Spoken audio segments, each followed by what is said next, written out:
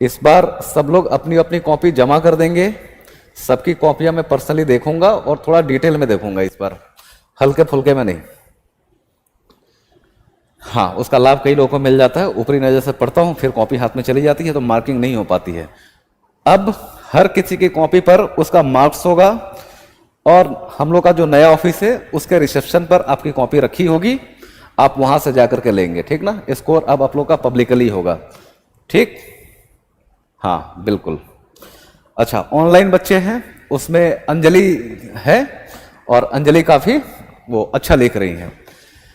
कहीं कमियां हैं, आपको कॉपी आपकी अंजलि, आपकी कॉपी आपको स्कैन करके भेज दी जाएगी, लेकिन कोशिश आपकी बहुत अच्छी है और अच्छी बात है आप रेगुलर लिख रही हैं और काफी सुधार है, ठीक है।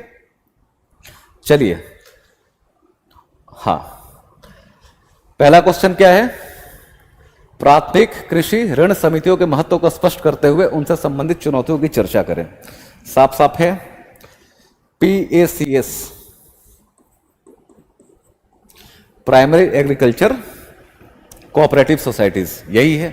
आप लोग के नोट्स में है, नोट्स बोल रहा हूँ, वीकली करंट अफेयर्स के मैगजीन में है, यहां से है। देखिए, क्वेश्चन का लेवल जानबूझ करके इस पर थोड़ा आसान रखा गया है कि आप लोग लिखें, ठीक ना। हाँ, कई बच्चों की शिकायत थी कि सर क्वेश्चन बहुत टफ हो जाता है, बहुत टफ हो जाता है, शुरुआती दौर में है, इसलिए क्वेश्चन एकदम इस पर फ्लैट रखा गया। आदत डालिए। और कुछ बच्चों ने इस बार दिखाया है, मेहनत की है खुद से, और करेंगे तो ही give the best and take the best का जो हम लोग का मोटो है वो क्लियर हो पाएगा। कि हम हफ्ते में एक दिन आपका टेस्ट कंडक्ट करवाते हैं, वो हमारी लायबिलिटी है, लेकिन आप लोग जितना चाहे उतना आंसर राइटिंग कर सकते हैं खुल करके। एक एक टॉपिक पर खुद से क्वेश्चन बनाना था। यहां तक आप लोग को पिछली बार बोला गया था कि अगर आपको लगता है कि सर मुझसे क्वेश्चन नहीं बन पाता है, लेकिन मैंने पूरा टॉपिक पढ़ लिया है और 2 के अलावा मैं हर टॉपिक पर एक एक मेंस का क्वेश्चन लिखना चाहता हूं, तो उसके लिए भी आप लोगों का स्वागत है। और अच्छी बात यह है कि 5-6 लोगों ने इस पर कम से कम इस मैगजीन से 10 क्वेश्चन तो लिखे ही हैं, ठीक ना। और उन्हीं में से कुछ लोगों का जिनका 12 हुआ है, 15 क्वेश्चन में से 12 क्वेश्चन से ही ये वही लोग हैं, ठीक ना। तो आप लोग लिख सकते हैं, आप लिखने से बचेंगे, नुकसान आपका होगा, ठीक। चलिए आइए, तो प्राइमरी एग्रीकल्चर कोऑपरेटिव सोसाइटी, इसके महत्व और उनसे संबंधित चुनौतियों, इस पर बात करनी है आप लोगों को। लेकिन सीधा यूपीएससी का जो फॉर्मेट होता है आंसर राइटिंग का, जो बार बार हम लोग बात करते हैं, वो क्या होता है, सीधा ऐसा नहीं कर सकते कि हम लोग सीधा महत्व लिख दिए और यहां पर बता दिया, फिर उसके बाद से खत्म हुआ, चुनौती लिख दी। कई बार इस पर बातचीत हो चुकी है। महत्व और चुनौती पर आने से पहले हम लोग को क्या करना होगा, एक छोटी सी भूमिका बनानी होगी। उत्तर की शुरुआत कैसे करेंगे कि सिंपल सा बता दिए कि प्राइमरी एग्रीकल्चर कोऑपरेटिव सोसाइटी है क्या, क्या है, इनकी स्थापना कब हुई, और साथ में अभी इस वर्तमान समय में इसके क्या स्थिति है, वर्तमान स्थिति। इन तीनों को मिला करके 2-3 लाइन लिखेंगे तो हम लोग का इंट्रोडक्शन हो जाएगा। और क्या लिखना चाहिए, इंट्रोडक्शन में नोट करवा देता हूं, क्योंकि इंट्रोडक्शन फ्रेमिंग में ही आप लोगों को दिक्कत आती है। जो क्वेश्चन का डिमांड है, इसका महत्व और चुनौती, वो मेन बॉडी में हम लोग डील करेंगे, ठीक। तो इंट्रोडक्शन क्या होना चाहिए, मैं बोलता हूं, जिन्होंने इस हिसाब से लिखा है ठीक है, नहीं लिखा है तो लिख ले। जैसे कि इसकी परिभाषा क्या है, मतलब क्या परिभाषा, स्थापना कब हुई, 1904 में हुई। वर्तमान स्थिति क्या है, आप लोगों के मैगजीन में दिया है, ठीक ना, 1904 में स्थापना हुई, ये भी दिया हुआ है। तो सिंपल सा एक बना देंगे कि ग्राम स्तरीय क्या है, PAC आप लोग लिख सकते हैं खोल करके, ठीक ना, कि प्राथमिक कृषि ऋण समितियां ग्राम स्तरीय सहकारी ऋण समितियां हैं, जो राज्य स्तर पर SCBs की अध्यक्षता वाली त्रिस्तरीय सहकारी ऋण संरचना के अंतिम कड़ी है के रूप में कार्य करती है, ठीक ना। अच्छा ठीक है, मैं सिंपल कर देता हूं, ठीक। देखिए, इसलिए बोल रहा हूं मैगजीन को पढ़ना जरूरी है। कॉन्सेप्ट पता है तो भाषा कुछ भी हो सकती है। प्राथमिक कृषि ऋण समिति क्या है, देखिए, प्राथमिक कृषि ऋण समिति कहने का मतलब ही है कि एग्रीकल्चर लोन से संबंधित है। और कृषि या किसान, आप समझते हैं कि खास करके मैं छोटे और सीमांत किसानों के बारे में बात कर रहा हूं, कि जिनकी फाइनेंशियल स्थिति अच्छी नहीं है, जो बहुत ज्यादा पढ़े लिखे नहीं है, बहुत ज्यादा जागरूक नहीं है, साक्षर नहीं है, या शहर के या संगठित जो वित्तीय संरचना हमारी, उनसे वो डील करने में कंफर्टेबल नहीं है। जैसे कि लोन लेना है तो आप कहाँ जाएंगे? बैंक में ही जाएंगे। और जो वाणिज्यिक बैंक होते हैं उनका एक खास काम करने का तरीका होता है कि लोन देना है तो ये बहुत सारी कागजी कार्रवाई आपको पूरी करनी पड़ेगी। और सामान्य तौर पर किसानों को वो लोन देने से, विशेष करके छोटे और सीमांत किसानों को, वो बचते हैं। क्यों? जोखिम वहां पर होता है। ठीक, तो फिर अगर यही प्रक्रिया चलती रहेगी तो समावेशन कैसे होगा ग्रामीण क्षेत्र का? किसान वित्तीय रूप से कैसे मजबूत होंगे? नहीं हो पाएंगे ना। तो इसीलिए एग्रीकल्चर क्रेडिट के लिए, ग्रामीण ऋण के लिए अलग से एक व्यवस्था की गई। और सहकारी समिति, सहकारी समिति का मतलब क्या होता है? सहकारी समिति, सहकारिता, बार बार हम लोग सुनते हैं। देखिए, तोड़ देंगे शब्द को, अर्थ अपने आप मिल जाएगा। सहकारी मतलब सह कार्य, मिलजुल करके काम करना, ठीक ना, यही है सहकारिता। तो एग्रीकल्चर क्रेडिट किसानों को कृषि ऋण आसानी से मिल सके, इसीलिए एक त्रिस्तरीय संरचना बनाई गई है जो प्रत्येक राज्य में होती है। कि एक को बोलते हैं एससीबी, स्टेट कोऑपरेटिव बैंक्स, ठीक ना, मतलब राज्य स्तरीय कृषि सहकारी बैंक। ठीक, दूसरा होता है क्या? एक डिस्ट्रिक्ट लेवल पर होता है, और एक होता है एकदम निचले लेवल पर। कब? कहां? ग्राम पंचायत। इस स्तर पे भी ये 3 लेवल की संरचना है।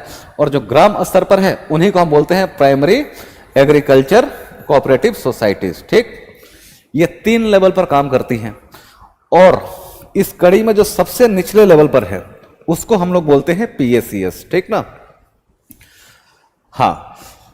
और इसी को मैंने भाषा में पिरोया था कि ग्राम स्तरीय, दिख रहा ना सीधा कि ग्राम पंचायत के स्तर पे है, तो ग्राम स्तरीय सहकारी ऋण समितियां है जो राज्य स्तर पर सहकारी कृषि ऋण समितियों की अध्यक्षता वाली जो त्रिस्तरीय संरचना है उसकी अंतिम कड़ी है। हाँ, जो किसानों को क्या करती है? अल्पकालिक और मध्यकालिक ऋण उपलब्ध कराती है। ठीक ना, जिसकी स्थापना 1904 में हुई थी प्रथम बार। और वर्तमान में आरबीआई की रिपोर्ट के अनुसार देश में लगभग, आरबीआई की रिपोर्ट के अनुसार जो वर्तमान स्थिति है, देश में लगभग 1,02,000 1.02 लाख इतनी प्राथमिक सहकारी ऋण समितियां काम कर रही हैं। ठीक, इतना भी लिखेंगे काम हो जाएगा। जिसमें से आंकड़ा है, आप लोग के मैगजीन में लिख देता हूं, लगभग 47,000 के आसपास जो सहकारी समितियां प्राथमिक स्तर की, प्राथमिक सहकारी ऋण समितियां, वो फायदे में चल रही हैं। तो इन्हीं तीनों को जोड़ करके आपको इंट्रोडक्शन लिख देना है। ठीक है, कि प्राथमिक सहकारी ऋण समिति ये है, त्रिस्तरीय संरचना की सबसे अंतिम कड़ी है जो किसानों को क्या बोलते हैं, अल्पकालिक मतलब शॉर्ट टर्म और मीडियम टर्म लोन उपलब्ध करवाती है। ठीक, वर्तमान में 1,02,000 आरबीआई की रिपोर्ट के अनुसार लगभग प्राथमिक कृषि ऋण सहकारी समितियां काम कर रही हैं, जिनमें से लगभग 47,000 फायदे में काम कर रही हैं। ठीक है, फिर आ जाएंगे इनके महत्व पे। ऐसे क्वेश्चन का महत्व बहुत आसान होता है। अब देखिए, हो सकता है कि मैगजीन में कम बातें दी गई हो, लेकिन अगर आप ग्रामीण क्षेत्र से बिलोंग करते हैं, नहीं भी करते हैं, तो शहर में भी है, कहीं ना कहीं आपका घर है ही, मोहल्ला है ही। गांव में जो पंचायत होती है, शहर में वही वार्ड होता है। ठीक ना, मतलब हाँ, पंचायती राज संरचना पढ़ेंगे तो वहाँ की दोनों मतलब लगभग बातें सेम ही है। शहर में कुछ और बोल देते हैं, नगर पालिका बोलते हैं, नगर परिषद बोल देते हैं, ग्राम में कुछ और बोल देते हैं। ठीक, तो सिंपल सा एक ऐसा छोटा सा संस्था है जो आपसी लोगों से मिल करके बना है। इसके सदस्य कौन होते हैं? जैसे पूरे डिटेल में हम लोग जाएंगे तो टाइम लग जाएगा, लेकिन फिर भी काम लायक बातें कर लेते हैं कि सहकारी, ये प्राथमिक सहकारी ऋण समितियां है क्या, वो मैं समझा देता हूं। बेसिकली कि गांव का मान लीजिए कि किसान है, कई बार किसानों को बहुत छोटे मोटे लोन की जरूरत पड़ती है, 2,000-3,000। जैसे क्या कि फर्टिलाइजर खेत में इस्तेमाल करना है। अब उसके लिए उनके पास ऑप्शन क्या है? पैसा नहीं है, तभी वो बाहर से पैसा ढूंढ रहे हैं कि या तो कोई जो ऋण देने वाला है, जिसको महाजन बोलते हैं, साहूकार बोलते हैं, उनके पास चला जाए। वो क्या करेगा? बहुत महंगे ब्याज पर पैसा देगा। फिर बदतमीजी, लड़ाई झगड़ा, लॉ एंड ऑर्डर की समस्या अलग आती है अगर किसान सही समय पर सही ब्याज के साथ लौटा नहीं पाता है, तो मानसिक दबाव किसान पर अलग हो जाता है। बैंक, जो वाणिज्यिक बैंक है, वहां तक वो 3,000 लोन के लिए जाएंगे, वो वैसे एंटरटेन करने से मना कर देंगे। मतलब करते होंगे ऐसा मैं नहीं कह रहा, सामान्य तौर पे प्रवृत्ति वाणिज्यिक बैंकों की, जो कमर्शियल बैंक्स कहने का मतलब क्या है, इकोनॉमी पढ़ेंगे आप लोग का क्लियर होगा। लेकिन अभी आप लोग जो बैंक समझते होंगे शहर में बैठ करके, जैसे स्टेट बैंक है, पंजाब नेशनल बैंक है, एक्सिस बैंक है, ये सब क्या है, वाणिज्यिक बैंक है। क्या है टेक्निकली वो बाद में समझेंगे हम लोग, ठीक। तो वो कहां से लोन लेगा, वो क्या कर सकता है? तो ग्रामीण स्तर पे यदि एक ऐसी संरचना है जो 10-20 लोगों से मिलकर के बनी है, कैसे बनी है कि पंचायत के स्तर पे 10 लोग मिले कि भाई हमारे पास जो भी बचत होगा हम लोग एक जगह जमा कर देंगे, ठीक। किसी के पास 5,000 था, इसके पास 5,000 था, तो इसने 5,000 जमा कर दिया। इसके पास 10,000 था, तो इसने क्या किया, 10,000 जमा कर दिया। यही आपस में एक समिति, सहकारी समिति बना करके। अब 15,000 रुपया मान लीजिए जमा है। अब इसी में से किसी को अचानक से आया कि वही किसान की मुझे 3,000 रुपये उधार चाहिए, मतलब क्रेडिट मुझे चाहिए। तो जिसने पैसा जमा कर रखा है 5,000, 10,000, जाहिर सी बात है उसके पास सरप्लस पैसा था तो उसने जमा कर दिया, उसका भी नहीं चाहिए तत्काल तौर पे। और पैसा जमा किया तो क्यों जमा किया, क्योंकि इस पर इसको कुछ ब्याज मिलेगा, ठीक। और ये उधार लेंगे तो इनको कुछ ब्याज देना पड़ेगा, ये सहकारी समिति को ब्याज देंगे। लेकिन क्या हुआ, अचानक आसानी से ट्रांजैक्शन हो गया आपसी 10 लोगों में से ही, कि हमारे पास 15,000 रुपया रखा हुआ है, 2 भाइयों ने मिलकर, किसान भाइयों ने रखा है, और एक किसान भाई को 3,000 रुपये की जरूरत थी, हमने दे दिया और बहुत सस्ते ब्याज में दे दिया।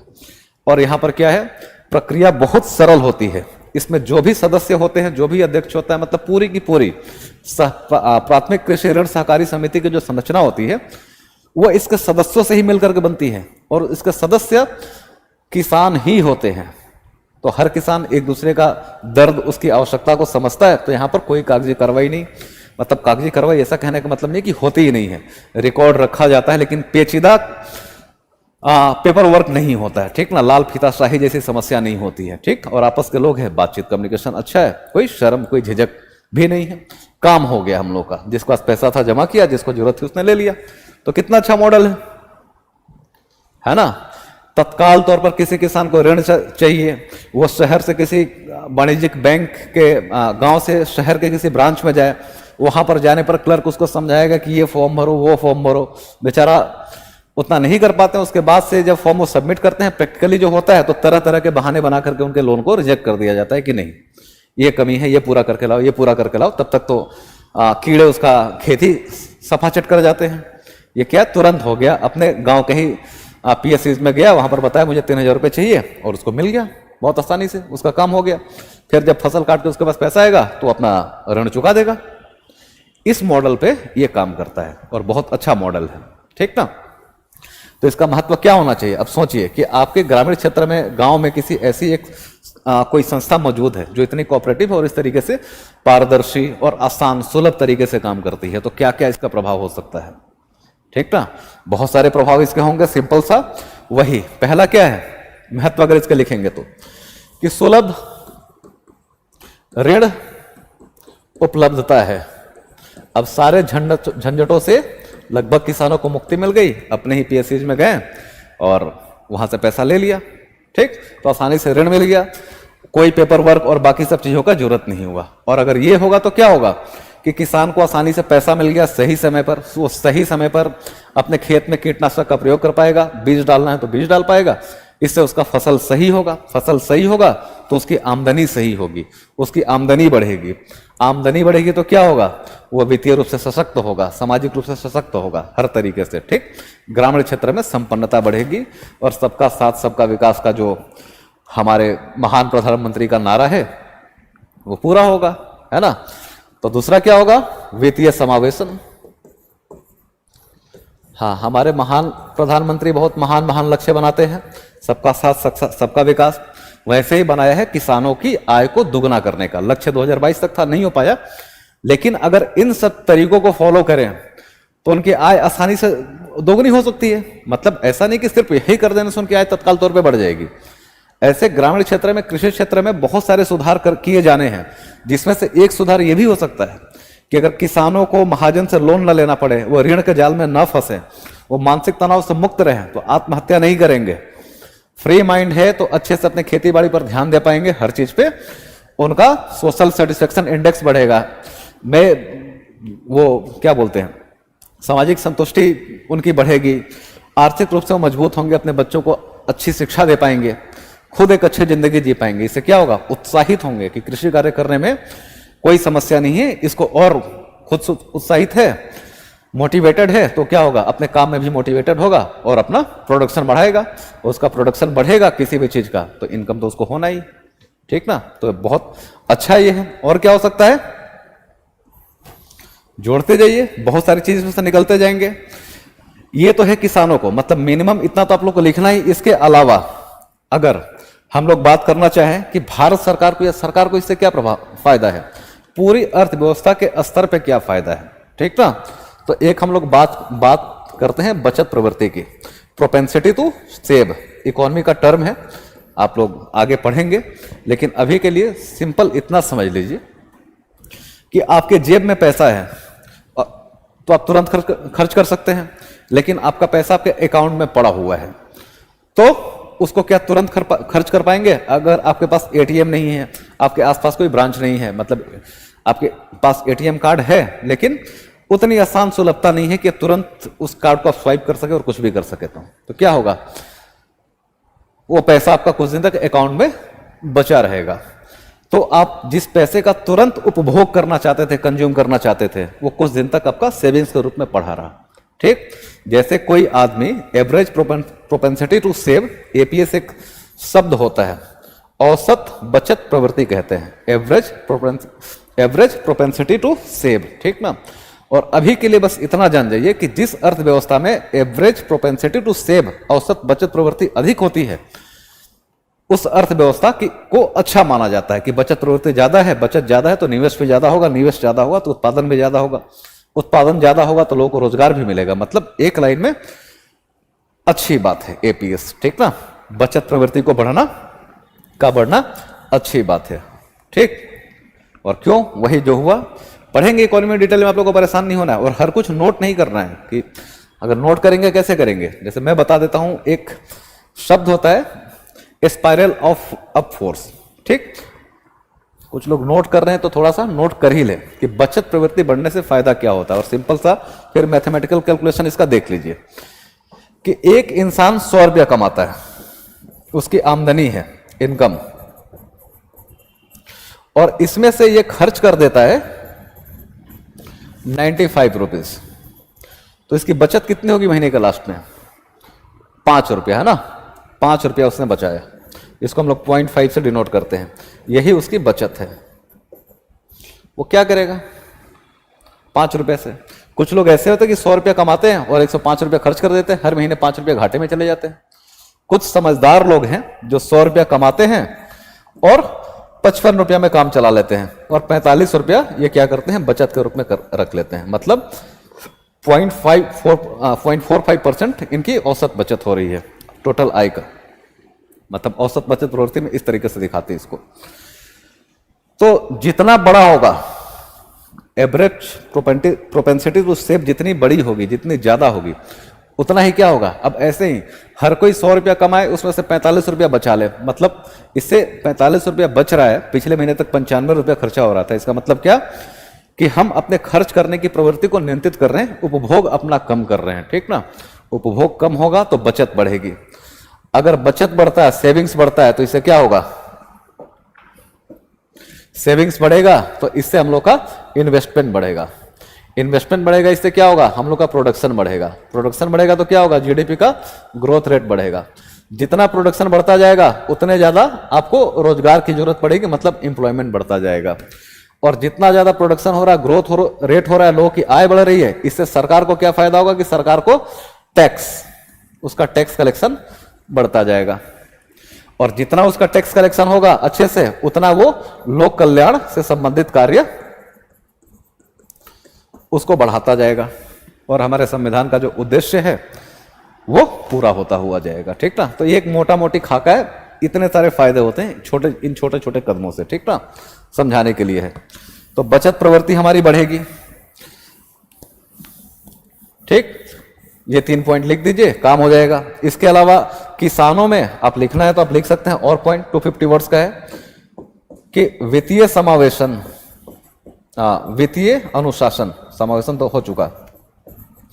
वित्तीय अनुशासन भी बढ़ेगा कि पैसा लिया है उधार के तौर पे, उसको लौटाना है तो उसको संभाल के खर्च करो, और फिर जब आमदनी हो रही है तो उसका संभाल करके इस्तेमाल करो और अपने लोन को वापस लौटाओ। इससे क्या होगा, वित्तीय अनुशासन भी उनमें बढ़ रहा है। ठीक, तो चौतरफा इसके फायदे हैं।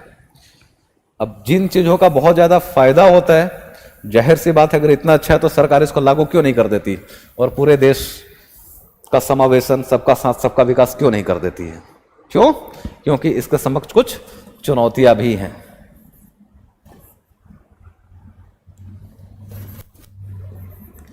क्या है चुनौतियां? पैराग्राफ चेंज करके पॉइंट फॉर्मेट में 3-4 ये भी बता देना है कि पहला तो कवरेज का प्रॉब्लम है। कवरेज कहने का मतलब मेरा है कि अभी देश के प्रत्येक हिस्से में, उत्तर, दक्षिण, पूर्व, पश्चिम, मध्य, इनका भी गठन नहीं हो पाया, स्थापित नहीं हो पाई है, सुचारू रूप से कार्य नहीं कर पा रही है। जैसे कि देश का एक बड़ा हिस्सा जो उत्तर पूर्व क्षेत्र है, नॉर्थ ईस्ट, मणिपुर में जहां भी हिंसा चल रही है, हिंसा के पीछे या राज्य से असंतोष के पीछे एक बहुत बड़ा कारण होता है कि वित्तीय रूप से वो क्षेत्र सफल नहीं होता है। ठीक, वित्तीय रूप से सफल नहीं है मतलब संसाधन कम है। संसाधन कम है तो जहां भी संसाधन कम होता है वहां पर लड़ाई झगड़े संसाधनों पर कब्जे को लेकर के होती है। तो उत्तर पूर्व राज्य में अभी क्या हो रहा है, मणिपुर का मामला क्या है कि नागा और कुकी, वहां पर 2 लोग हैं, नागा और कुकी, इस पर भी तो बात हो ही चुकी है। नागा कुकी वहां के जो जनजातीय लोग हैं, और मैती जो मैदानी क्षेत्र में रहते हैं। नागा कुकी कहते हैं कि लोग बाहर से आए हुए हैं। ठीक, उनको अब एससी कैटेगरी में डाला जा रहा है। इससे क्या नुकसान है? किसी को डाल दो यार, कागज ही तो ट्रांसफर हो रहा है पेपर में, अब एससी हो जा रहे हैं। समस्या यह है कि राज्य की नौकरियों में अब सब बराबर हो जाएंगे, उनको भी आरक्षण का फायदा मिलेगा। और राज्य की नौकरी क्या है? संसाधन है। तो वहां के की जो जनजातियां हैं, नागा कुकी, जो पहाड़ों में रहती हैं, बस लड़ाई तो यही है ना कि आप एससी बन जाओगे तो हमारे संसाधनों पर, नौकरी नाम, रोजगार नाम का, सरकारी नौकरी नाम की जो संसाधन है, इस पर कब्जा कर लोगे। तो लड़ाई वहां पर भी तो संसाधन की है। तो यही है, वैसे क्षेत्रों में अभी इनका विस्तार नहीं हो पाया। दूसरा क्या है? अपर्याप्त संसाधन। ग्रामीण क्षेत्र की प्रत्येक संस्था, उनकी जो सबसे बड़ी चुनौती है वो क्या है? अपर्याप्त संसाधन की। अपर्याप्त संसाधन क्या है? हर तरीके से, कि ना तो इनके पास अभी मतलब इनका फंड बहुत बड़ा नहीं है। ठीक ना, जिस तरीके के लोग मैनेजमेंट पे होने चाहिए या जितनी समझदारी और बाकी जो संसाधन, एक छोटा सा बैंक बनाने के लिए जो जो संसाधन चाहिए, लगभग प्रत्येक स्तर पर भी वहां पर इन सब चीजों की कमी है। जैसे क्या कि डिजिटलीकरण, अभी के जमाने में जिसको डिजिटल एरा कहा जा रहा है, कि इस समय अगर किसी कार्य में या कार्य के किसी हिस्से में अगर डिजिटल टेक्नोलॉजी का इस्तेमाल नहीं हो रहा है तो जाहिर सी बात है उस क्षेत्र का तेजी से प्रगति नहीं हो पाएगा। तो ये सब अपर्याप्त संसाधन, टेक्नोलॉजी संबंध भी है, लेबर बोल रहा हूँ, ह्यूमन रिसोर्स के सेंस में भी है। उसके बाद से क्या? फंड, फाइनेंस के सेंस में भी अभी इनके पास क्या है? रिसोर्स कम है। इसके बाद से और क्या चुनौती है? अगर बैंक है तो एनपीए उससे जुड़ा ही रहेगा, चाहे कोऑपरेटिव बैंक हो या कुछ भी हो। इस समस्या से ये भी जूझ रहे हैं कि किसान भाई लोन ले लेते हैं, लेकिन चाहे कारण जो भी हो, बहुत सारा लोन उसमें से वापस नहीं आ पाता, वो एनपीए बन जाता है। तो ये चुनौतियां हैं। 3 महत्व और 3 चुनौतियां लिख दीजिए, यही आपके क्वेश्चन का डिमांड है।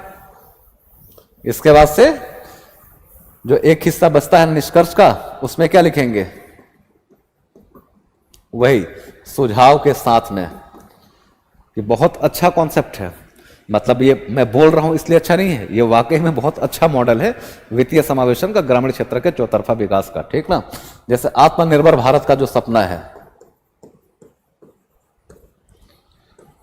ये इससे पूरा हो सकता है। किसानों की आय दोगुनी हो सकती है। तो इन सब शब्दों का इस्तेमाल करना है कि आत्मनिर्भर भारत का जो हमारा सपना है, इन समितियों को मजबूत करके बनाया जा सकता है। और थोड़ा सा सुझाव दे दीजिए, जैसे क्या? वही जो चुनौतियां है कि थोड़े संसाधन इनका बढ़ा दिया जाए, इनके लिए स्पष्ट नीति निर्माण का एक मसौदा तैयार किया जाए, काम हो जाएगा हम लोग का। ठीक ना, यही सुझाव दे दीजिए कि वर्तमान में जो भी जिन क्षेत्रों में भी ये समितियां काम कर रही हैं, वो आत्मनिर्भर भारत का, या फिर चेंज कर दीजिए कि ये समितियां इतने लगभग 1904 से काम कर रही हैं, तो 1 शताब्दी से भी अधिक समय से कार्यरत ये समितियां ग्रामीण क्षेत्र का चौतरफा विकास का इंजन बन सकती है। इस संदर्भ में हमारा जो सपना है आत्मनिर्भर भारत का, वो ये पूरा कर सकती है। अतः इस संदर्भ में सरकार को एक स्पष्ट नीति बनाए जाने की और इनको और संसाधन उपलब्ध कराए जाने की आवश्यकता है। हो गया आंसर पूरा? ठीक है। अब देखिए, अब जिनको नोट्स बनाना है बना सकते हैं आसानी से, और ये चर्चा में रहेगा। PACS मान के चलिए बहुत महत्वपूर्ण है पीटी मेंस दोनों के हिसाब से। तो अब जो नोट्स बना रहे हैं, कुछ लोगों ने बनाया और बहुत अच्छा बनाया, मेरी मतलब जितना मैंने सोचा था उससे तो बहुत बेहतर है। रिसर्च वर्क वाकई में दिखा और बहुत काम का है। तो वैसे ही ये भी एक टॉपिक है, आप लोग चाहें तो इस पर नोट्स बना लीजिए। जो भी आगे अपडेट आएगा कभी भी, तो आप लोग वहां पर अपडेट करते हुए चलिए। ठीक।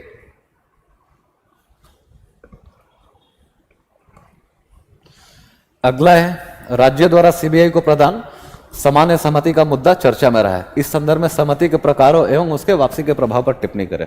टॉपिक क्या है, क्लियर है आप लोगों का? यह बात करनी पड़ेगी। सीबीआई का पूरा नाम क्या होता है? Central bank of India. हाँ, सेंट्रल ब्यूरो ऑफ इन्वेस्टिगेशन, खूब सुना है। One of the most popular law enforcement agency हमारे देश की, फिल्मों में, सीरियल्स में, हर जगह।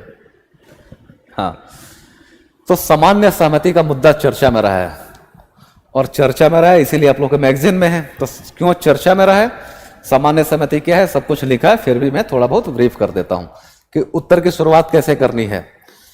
इंट्रो की यही कि अभी जो मैगजीन में है वही बातें लिख देनी है कि हाल के कुछ वर्षों में अनेक राज्यों, जैसे दो चार का एग्जाम्पल दे दीजिए, मेघालय, मिजोरम, पश्चिम बंगाल, ओडिशा, झारखंड, छत्तीसगढ़, तेलंगाना, तमिलनाडु, केरल, राजस्थान, पंजाब, इसमें से 3-4 राज्यों के एग्जाम्पल दे दीजिए कि हाल के समय में देश के अनेक राज्यों ने, जैसे 2-3 का नाम दीजिए, सीबीआई को प्रदान की गई सामान्य सहमति, जिसका अर्थ होता है, और लिख दीजिए सामान्य सहमति का अर्थ क्या होता है, को वापस ले लिया है। और अर्थ या तो वहां पर बता दिए। अच्छा ठीक है, रिफ्रेम कर लेते हैं इसको, टेंशन मत लीजिए। इंट्रोडक्शन में आप सिंपल सा बताइए कि हाल के का जो घटनाक्रम रहा है, कई राज्यों ने वापसी ले लिया है, वापस ले लिया है क्या, सहमति। तो आप बताइए सिंपल सा कि हाल के समय में कई सारे देश के कई सारे राज्यों ने सीबीआई को प्रदान की गई अपनी सामान्य सहमति वापस ले ली है। और बस इतना ही लिख करके आप आगे बढ़ सकते हैं, 3-4 का एग्जाम्पल दे करके, और पैराग्राफ चेंज कर दीजिए। और आपसे सब जब साफ साफ पूछा ही गया, इस क्वेश्चन का हिस्सा ये मेरे दिमाग से निकल गया था कि सहमति के प्रकार एवं वापसी के प्रभाव आप बताइए। पैराग्राफ चेंज करके बताइए सहमति के प्रकार, और जो आप लोग के मैगजीन में है, यहां पर आप चाहे तो डायग्राम का इस्तेमाल कर सकते हैं इसी तरीके से। एक क्या, सामान्य सहमति, और एक विशिष्ट सहमति, केस रिलेटेड स्पेसिफिक क्या बोलते हैं, कंसेंट। अब दोनों के बारे में बता देना है। क्या है पता है आप लोगों को सामान्य सहमति का मतलब और विशिष्ट सहमति का? तो शॉर्ट में समझ लीजिए, लिखा है ही, मुझे डर था कि थोड़ा सा तकनीकी वहां पर समझ पाए होंगे या नहीं पाए होंगे आप लोग। पॉलिटी और गवर्नेंस होगा तो उसमें खूब डिटेल में सीबीआई सर आप लोगों को पढ़ाएंगे। ठीक, देखिए सीबीआई है, सेंट्रल ब्यूरो ऑफ इन्वेस्टिगेशन है, मतलब केंद्र की एक एजेंसी है। थोड़ा सा मैं बता देता हूं कि जो भी आप लोग सुनते हैं, NIA, directorate, enforcement directorate, ED, narcotics control bureau, ये सब जो संस्थाएं समय समय पर चर्चा में रहती है और जानकारी रहे तो अच्छा है। ठीक ना, क्योंकि अब यूपीएससी पूछ ले रही है। मतलब पहले सामान्य तौर पर एनआईए, सीबीआई, इनसे डायरेक्टली क्वेश्चन नहीं पूछा जाता, पीटी में कम से कम, अब पूछा जा रहा है सीधा उठा करके, तो जान लेना है। तो क्या क्या जानना होता है, सीबीआई का एग्जाम्पल लेकर के मैं बता देता हूं कि इसकी स्थापना कब हुई, किस समिति के सिफारिश पर हुई, ठीक ना, कहां से, किस अधिनियम से यह संस्था अपनी शक्ति प्राप्त करती है। तो छोटी सी कहानी है, सेकंड वर्ल्ड वॉर चल रहा था, उस समय भारत में अंग्रेजों का शासन था, उनको ऐसा लगा कि करप्शन हुआ है कुछ हमारे फंड में। उसकी जांच के लिए उन्होंने 1941 में एक स्पेशल पुलिस एक्ट बनाया, जांच पड़ताल के लिए, करप्शन की जांच पड़ताल के लिए। ठीक, 1946 में उसी को Delhi special police establishment act नाम दे दिया गया। और 60 के दशक में शुरुआत में ही 61-62 में शायद एक संथानम समिति बनी करप्शन से कैसे फाइट किया जाए इसके लिए, और उसी समिति की सिफारिश पर 1962 में इसकी स्थापना की गई, सीबीआई की, करप्शन से संबंधित मामलों की जांच के लिए। ठीक ना। शुरुआत में गृह मंत्रालय, चूंकि दिल्ली पुलिस क्या था, गृह मंत्रालय के अधीन था, और दिल्ली पुलिस से संबंधित एक्ट गृह मंत्रालय ने बनाया था, तो गृह मंत्रालय के अधीन काम करता था। लेकिन बाद में डीओपीटी, जो सीधा प्राइम मिनिस्टर पीएमओ के अंदर में काम करता है, वहां उस डिपार्टमेंट से, मतलब उस मंत्रालय से इसको अटैच कर दिया गया, मतलब DOPT, department of personal and training, जिससे आप लोग का भी लेना देना है आप लोग के सिलेक्शन का, उससे इसको अटैच कर दिया गया, तो उसके अंतर्गत रह करके ये काम करता है। ये सीबीआई डायरेक्टर होता है, ज्वाइंट डायरेक्टर संरचना, डिटेल में अभी नहीं जाएंगे हम लोग। ठीक।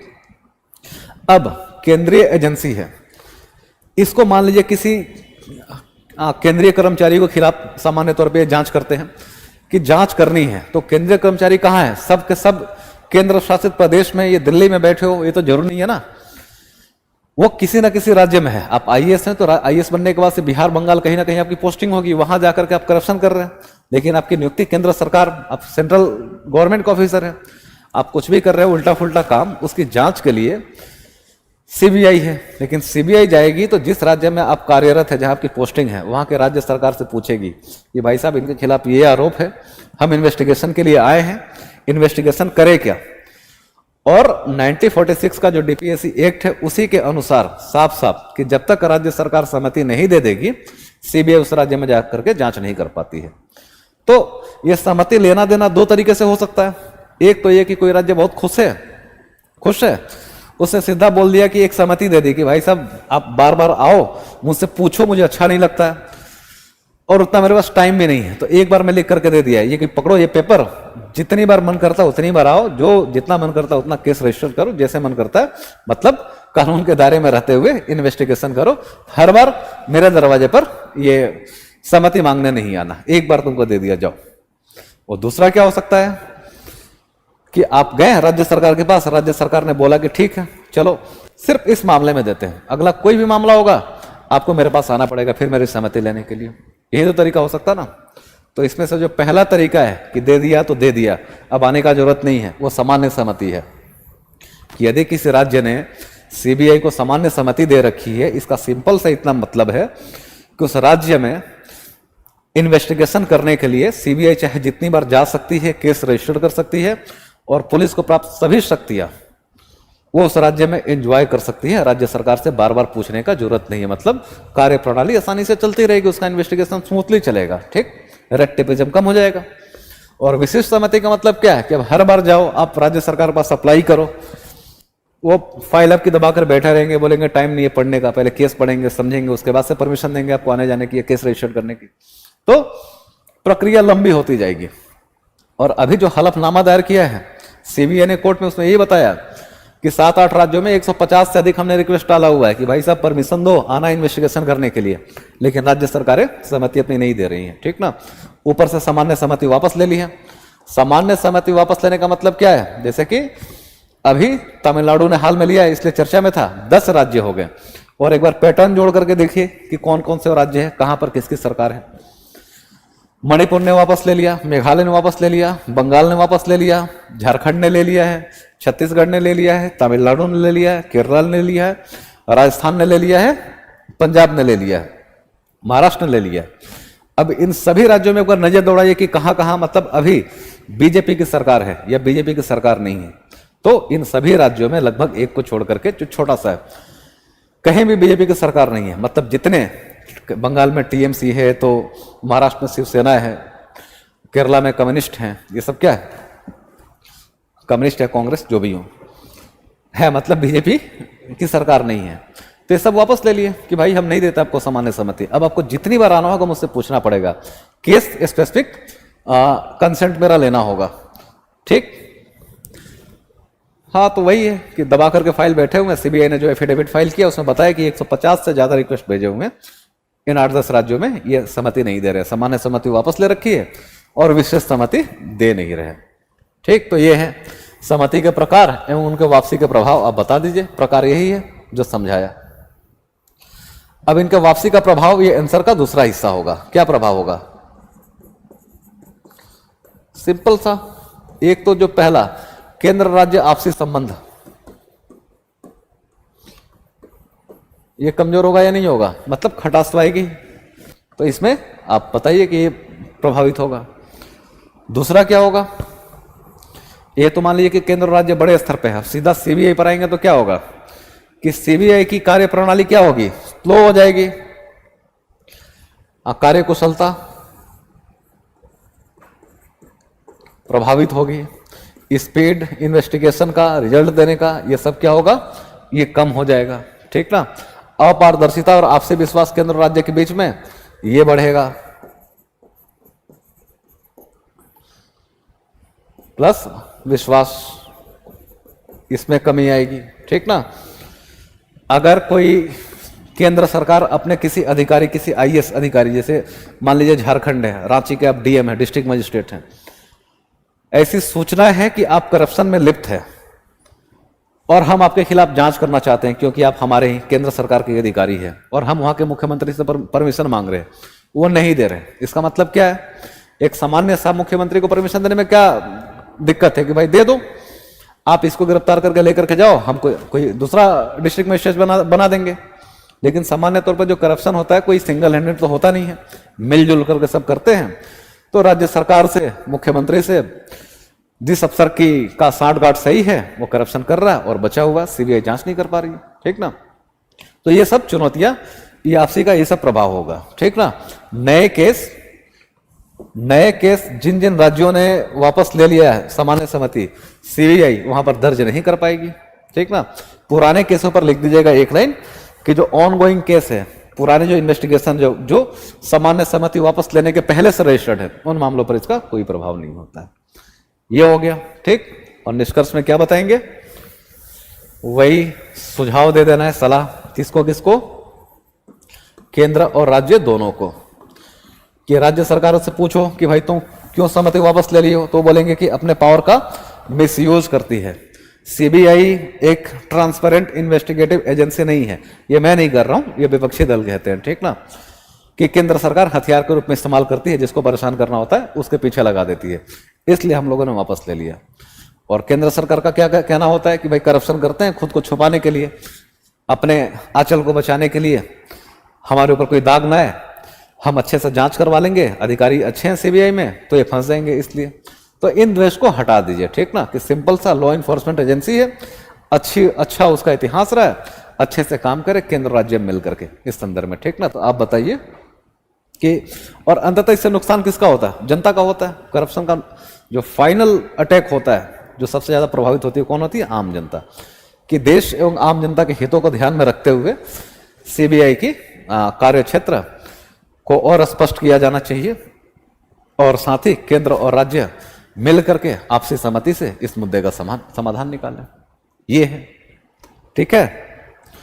तो पेटी का पेज नंबर के साथ है, अभी आप लोग बैठेंगे, कोई कहीं नहीं जाएगा, और पढ़िए, बताइए एक दूसरे को कि कहाँ किसकी कमी रही है। और कॉपी मैंने इसलिए एक्सचेंज करवाया, इसमें कोई हिचक, कोई शर्म आपस में आप लोग मत रखिए, एकदम फेयर कंपटीशन कीजिए। हाँ भाई, मेरा 3 ही सही हुआ, तुम्हारा 12 सही हुआ, तो एक बार बताओ तुमने किस तरीके से पढ़ा था और क्या मतलब, इसे को कहते हैं कि पॉजिटिव ग्रुप डिस्कशन। जैसे वहां पर कोऑपरेटिव सोसाइटीज पढ़ रहे थे, वैसे ही आप लोग क्या एक म्यूचुअल कोऑपरेशन से पढ़ाई कीजिए साथ में, ठीक।